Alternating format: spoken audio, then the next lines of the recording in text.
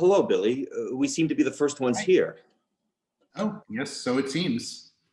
So, So buttons? what? Oh, just family tradition.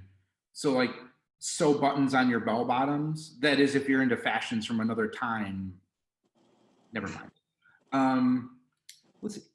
I heard something through the grapevine that surprised me a bit the other day. Oh, Yes, someone mentioned you might be retiring soon. oh.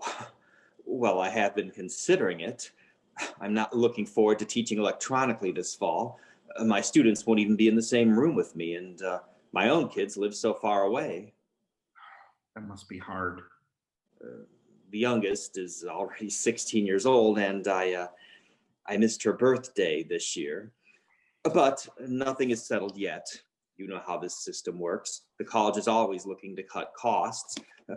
I'm not sure they want to fund two physics professors anymore, but I'm tenured, so they may encourage my retirement, so to speak. Some might think the system should just be changed altogether. Well, I certainly fought enough battles in my time. Yes, I'm sure you did. I would miss your leadership here if you retired. Would you? I doubt everyone feels that way. How would the next leader be picked?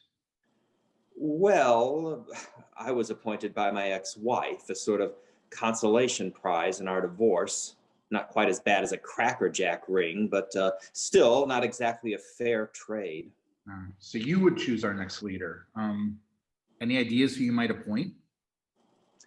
Well, I would have to consider everyone's experience with this group, their knowledge of linguistics, although along with who I think might be the best liaison with the dictionary.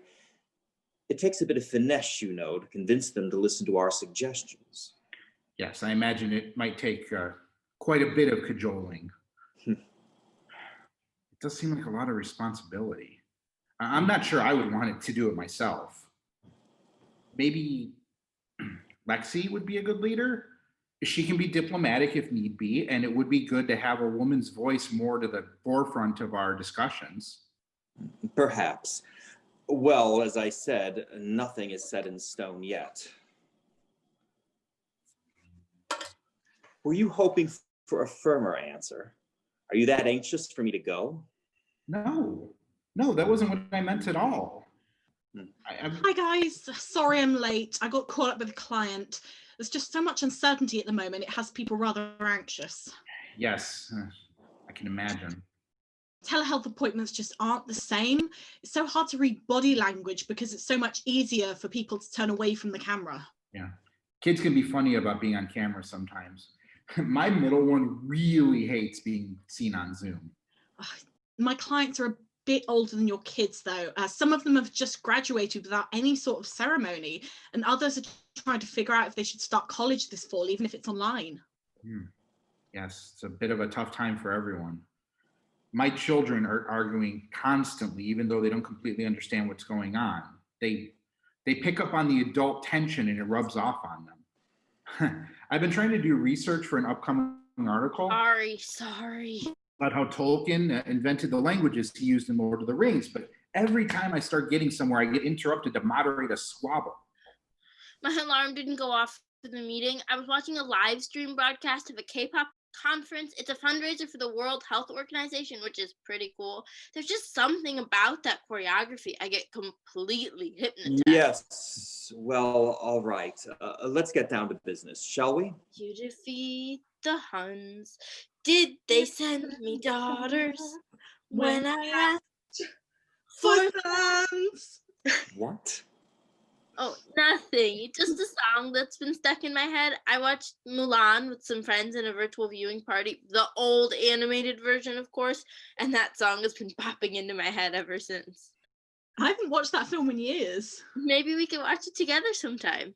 I'd like that. There are some cool sites these days for watching movies together. I'll send you a link. So, our words today are antepenultimate and trilemma. Yes, antepenultimate meaning the third to last of something. So the one before the last one. Precisely. And a trilemma being a problem with 3 possible alternatives rather than 2, as in dilemma. How often does one come across a trilemma these days? Well, almost any time 3 women are working together, Rafe. at least in my experience. Oh, yes, I'd like to hear all about your experience being a woman, Rafe. That's not quite what I meant. Now, you know, that is a truly complicated word to define. What word? Woman. Isn't it somewhat simple to define? Anyone who is biologically female is a woman. Wow. That used to be the definition, but these days it's a bit more complex than that. Let's leave that for another day then. It seems a bit of a sidetrack. Rafe, you are the one who connected women to trilemma. I think we need to be on the same page linguistically in order to move forward in our discussion. Be aware of the same kind of definition, even if we don't all completely understand it. I agree. How would you define the word woman, Lexi? Well, Merriam-Webster is somewhat in line with Rafe.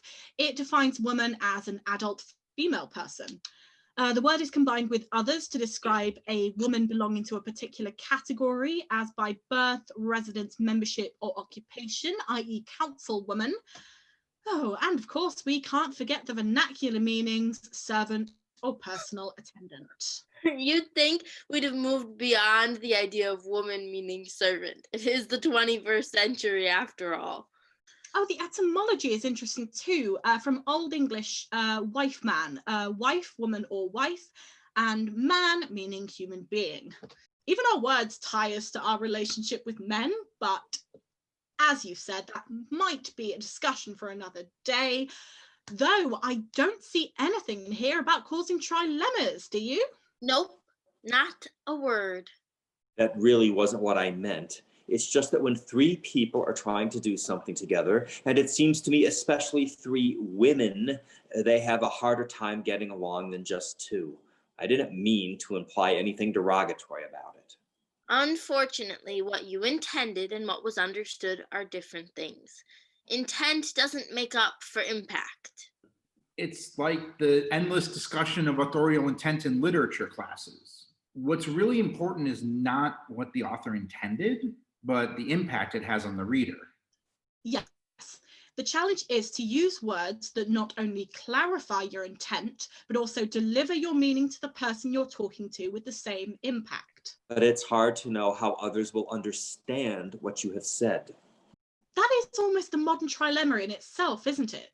Does one choose not to speak so as not to be misconstrued, speak anyway and potentially cause confusion and upset, or speak very, very carefully to make sure as best they can that the impact matches the intentions? It's true, it's almost impossible to match intent to impact. It might in fact be the antepenultimate possibility. Actually, in her list, it was the last one, not speaking at all, that was the antepenultimate. You're digging your hole a bit deeper, Rafe. Well, antepenultimate or trilemma? I think the important thing is that people realize when they've not chosen the correct arm of the trilemma of speaking, and then make a change in their following actions and words to make sure that the impact of their speech matches their intentions. When I work with clients, we talk a lot about what they need to do in order to reconcile with others. Okay, I apologize for what I said. I certainly don't have personal experience of womanhood. I thought I noticed a trend in interactions, that's all. I actually kind of agree with you, Rafe, but You do? Well, I actually have a lot of experience with women. I've been married 3 times. And divorced how many? Well, 3. Good point, perhaps. So those are the 3 women that wouldn't work well together. So it might be interesting to have them all in the same room. God forbid. No, but I don't really think it was the word wife I was confused about. My wives and I seem to have a different understanding of what it took to be a husband. Did you ever consider family counselling? I could suggest a colleague if it's something you might be interested in. A bit late for that.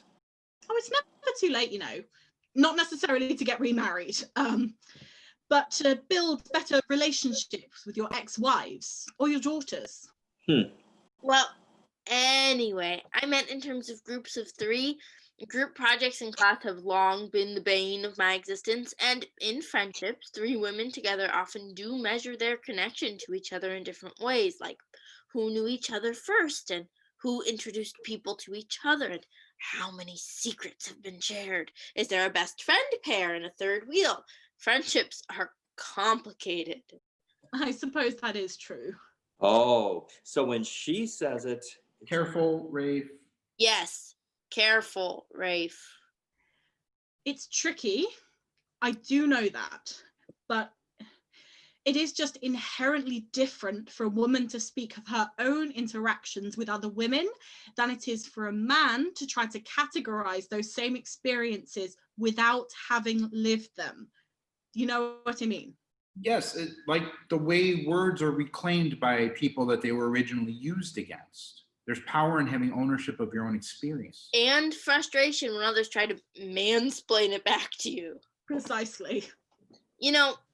This is kind of my field of expertise. Words or mansplaining? Well, both. I was a gender studies minor in undergrad. It was an interesting addition to my film studies major and led to a lot of arguments about feminism in film.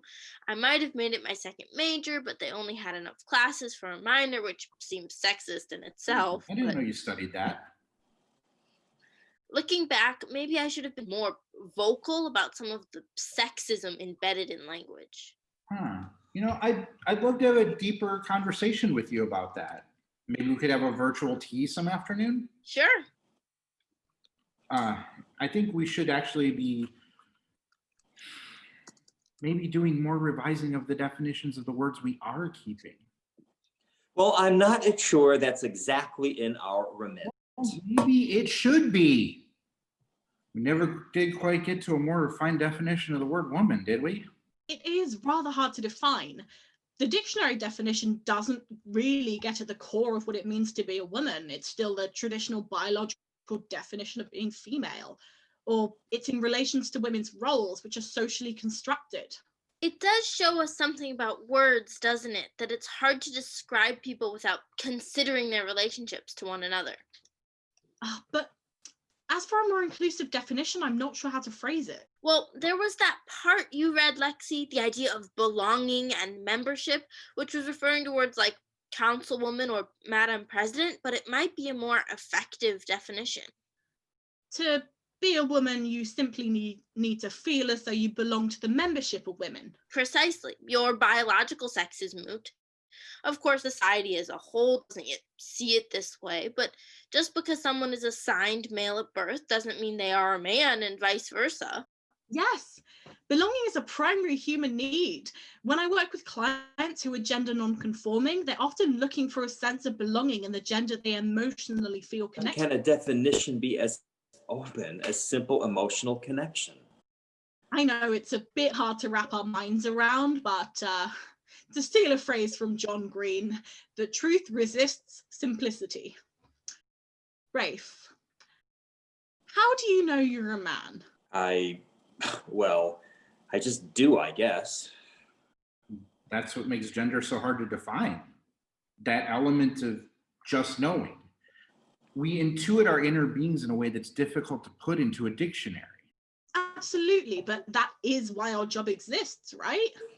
Perhaps we can even see the gaps in current language, then the upcoming generation can fill them in as they come to understand more fully what it means to be human. It's so hard to say things in a way that is both kind and true, especially because which words are right changes depending on the person, on the moment, on the cultural history and understanding of those words. Yeah.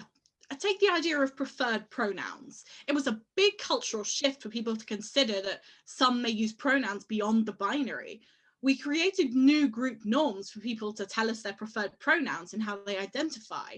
But now even those words are coming into question, because it's not that someone prefers different pronouns, it's that those are the correct pronouns for them. Exactly.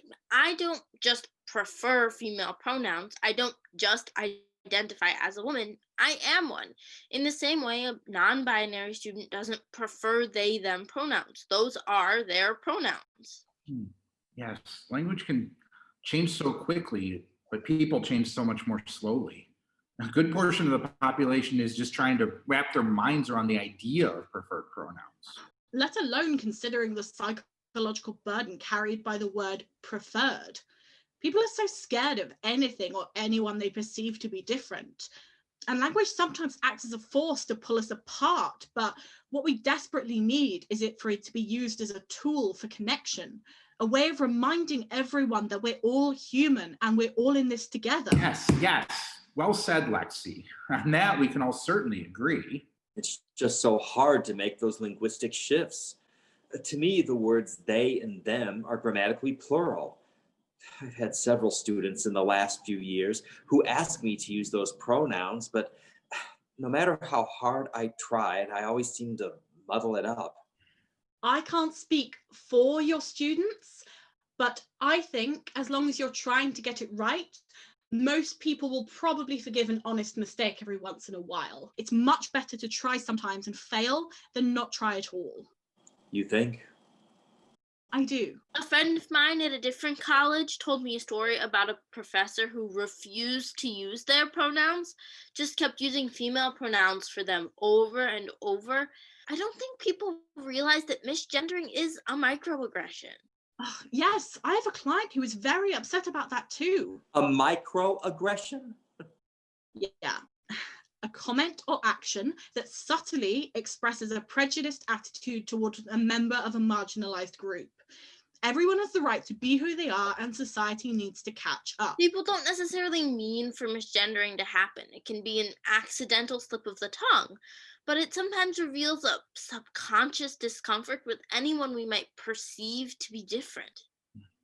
A student of mine compared intentional misgendering to someone saying something like, well, you're not really a professor because you used to be a student.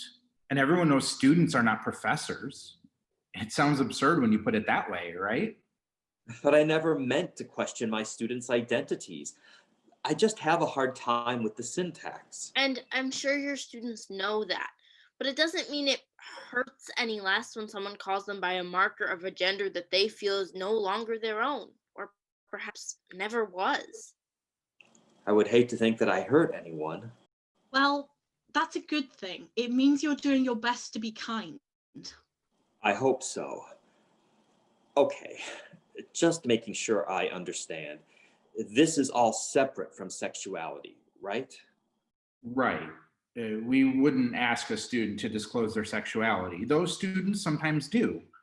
But we do often ask students to tell us their pronouns so we can be sure to interact respectfully using the correct words. Yeah, sexuality and gender are two different spectrums, and people can fall anywhere on both. It's true they are somewhat intertwined, but there is a difference between who you are and who you love, you know? Yes, I think I see what you mean. Almost everything can be considered a spectrum. Gender, sexuality, even levels of understanding. And we may have made a little progress there. As we are trying to move things beyond the binary, perhaps trilemma might be the more useful word. So, do we say goodbye to antepenultimate then? I think there's already enough confusion about the word ultimate. It actually means the last, but it's come to mean the best, the be all, the end all, which makes it seem first in a way. Antepenultimate might just add to the confusion. All in favor of removing antepenultimate from the next physical edition of the dictionary, say aye. Aye. Well, the ayes have it. Next time we will discuss... Actually, anyone else have some words to suggest? How about cynosure and dolorifuge? I have to do a bit of research on those, but I'm in. All right. Till next time, everybody. Oh, Lexi, I'll give you a call about that other matter a little later. I'll send a link for a much more important matter later. Mulan? Mulan. And just to be clear, this is like a date, right? Oh, yeah? Yes, it is.